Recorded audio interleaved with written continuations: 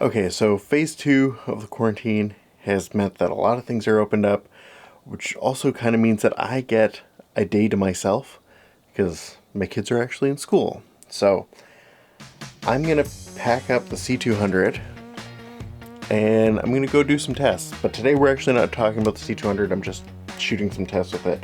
I want to talk about the R6 because I was looking at the rumors again and I think there's something really interesting there that I want to talk about. So let's get out of this house, go do some shooting. Just gotta go. Dear God, let's do this.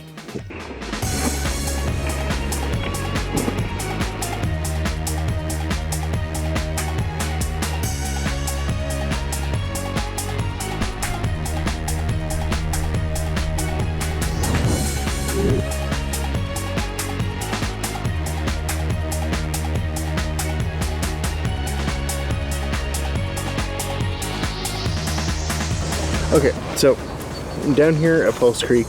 I'm doing some filming with the C200. I'm doing some experiments, some tests. I'm trying to see how the Ninja V looks compared to the internal recording.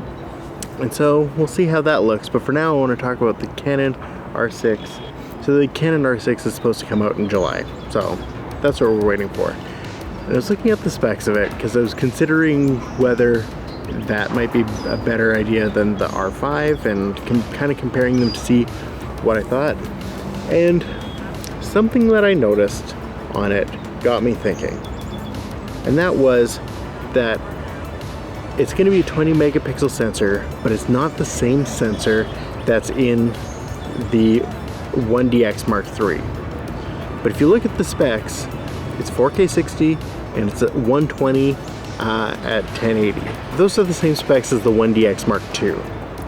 So what I think is actually happening with that camera is that they're taking the sensor from the 1DX Mark II and they're just repurposing it. Now what's really interesting about that is that on one hand, I think that's going to be a pretty inexpensive camera for what it is, and for everyone who's been kind of wanting that 1DX look and that 1DX feel for the last like 4 years, they'll finally have the chance to have that in a pretty inexpensive camera. Oh man, it got bright all of a sudden. My cloud cover moved. I'm gonna move and we'll talk about this more. Plus I want to get more shots elsewhere with the C200, so let's do that.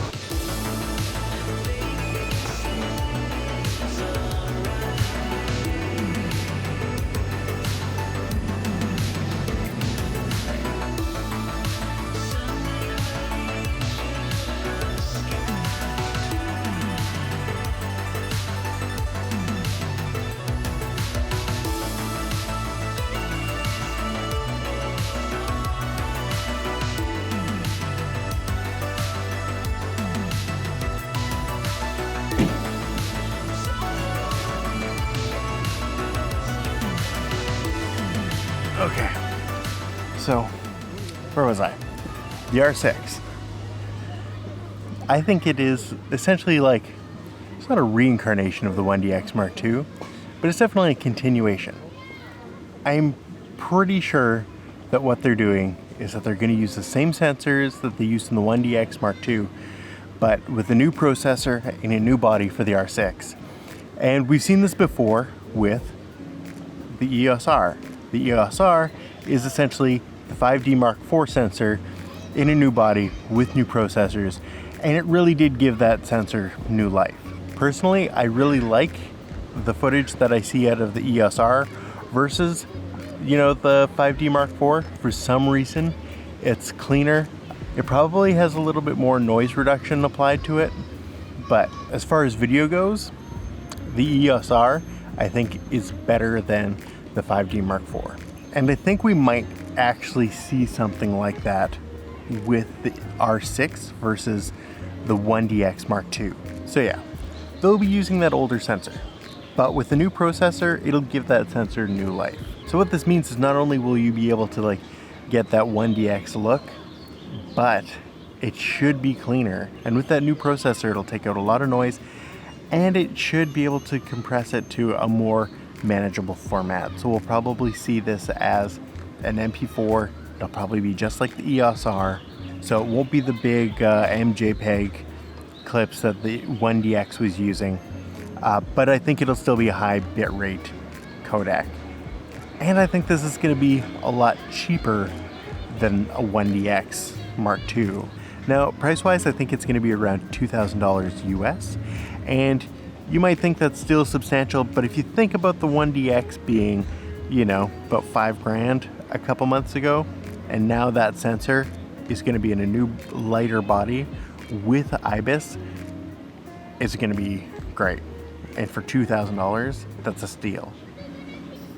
Having a hard time with this shade business. Yep. Anyways, whatever.